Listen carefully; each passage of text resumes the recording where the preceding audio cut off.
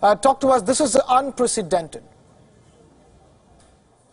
Well, Krishna, it's an important initiative taken by the Indian government, and the message is clear. The message that everything is normal in the Union territories of Jammu and Kashmir and in the Union territory of Ladakh. This delegation is the first foreign delegation that has been invited to visit Srinagar. They will be going to Dal Lake, and a message of normalcy is the main intent of the Indian government. But two key aspects of the meeting of the Indian Prime Minister with the EU parliamentarian, one on Kashmir, especially on the issue of cross-border terrorism, which the Indian Prime Minister strongly raised. In fact, even as Pakistan has been saying the situation is not well in the Indian subcontinent, India has been telling to the world that everything is normal, and that is why this initiative has been taken, and why EU parliamentarians, because of the close rapport the Indian government enjoys with EU. Second, on business, the Indian Prime Minister clearly hinting that the India-EU FTA, something that has been languishing for last 10 years, should be conclusively. All the negotiations should end soon, and we know that the next India-EU summit is going to take place in the early half of next year in Brussels. So we can expect this FTA to be concluded, or some kind of development on that. And this development coming just days before that important RCEP deal that is expected to be announced, even though there is no official word in Bangkok where the Indian Prime Minister will be going. Siddhant Sibal, our principal diplomatic correspondent, joining us with the latest on that story. Thank you, Siddhant.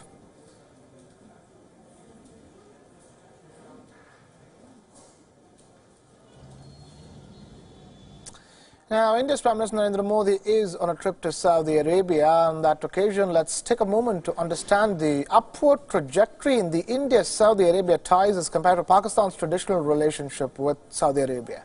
Now, Saudi Arabia is home to a large Indian diaspora. In fact, the kingdom accounts for the largest number of Indian nationals living and working in West Asia. Saudi Arabia is also an important source of oil for India. But of late, the India-Saudi Arabia ties have grown beyond foreign remittances by Indians abroad or energy to the arena of a special partnership. Saudi Arabia plays a crucial role in the Islamic world. After all, the Saudi monarch is the custodian of the two holy mosques at Mecca and Medina. Till recently, India had a testy relationship with some countries in the Arab world. Some of them viewed the issue of Jammu and Kashmir from a narrow religious prism. Many of them, who are also members of the Organization of Islamic Cooperation, or OIC, enjoy fraternal ties with the Islamic Republic of Pakistan.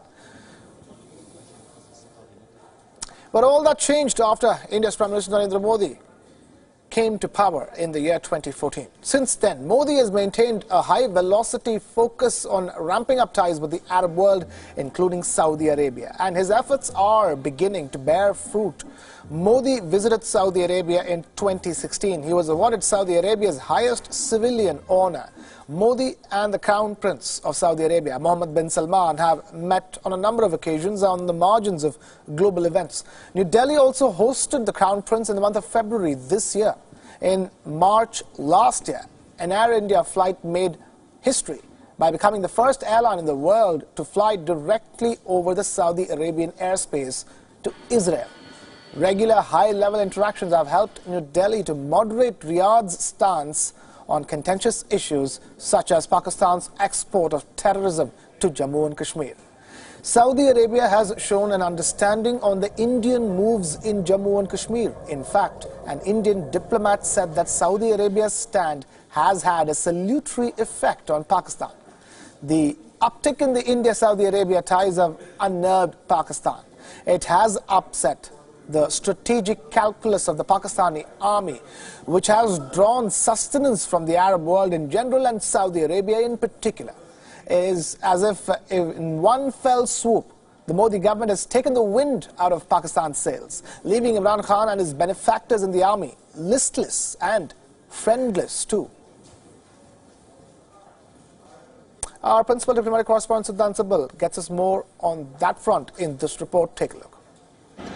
Well, there will be three major outcomes expected. First on energy, second on people-to-people ties, and thirdly on continuation of strategic partnership. When it comes to energy, expect MOUs being signed when it comes to renewable energy. Also MOU expected between Indian Oil Middle East and Algeria company. Also continuation of the momentum on the development of the West Coast refinery, which is the biggest greenfield refinery being built in India with the help of Saudi's Aramco. Also, Saudi has been invited for taking part in India's strategic petroleum reserves, and there can be an announcement on that part as well. But also, when it comes to strategic partnership, expect MOU being signed. This strategic partnership council will be led by Indian Prime Minister Narendra Modi and Saudi Crown Prince, and will have two verticals. One when it comes to the foreign ministry, and second on trade ministry. So a lot of outcome expected from this short brief visit of the Indian Prime Minister to Saudi Arabia.